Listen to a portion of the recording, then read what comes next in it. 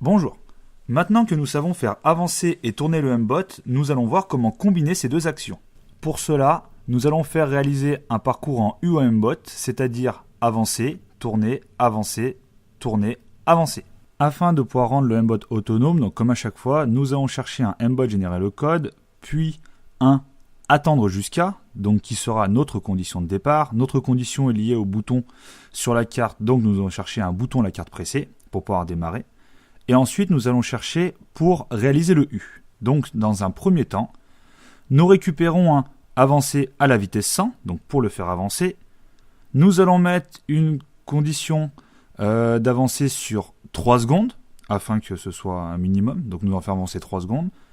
Puis ensuite, nous allons le faire tourner. Nous n'allons pas arrêter d'avancer, nous allons le faire tourner à la vitesse 100. Le tourner à la vitesse 100 va annuler le avancer à la vitesse 100. Pour le faire tourner, donc pour réaliser un angle de 90 degrés pour faire notre U, dans notre cas, nous allons mettre 0,9 secondes. Donc je vous rappelle que c'était entre 0,7 et 1 seconde. Nous allons dupliquer, donc nous allons pour faire réavancer et tourner. Donc là pour l'instant nous avons un L, puis nous refaisons un dupliqué en supprimant le dernier attendre, car ça ne sert plus à rien de tourner. Et à la fin, pour rappel, nous pouvons avancer, reculer, tourner à droite, tourner à gauche, à la vitesse 0.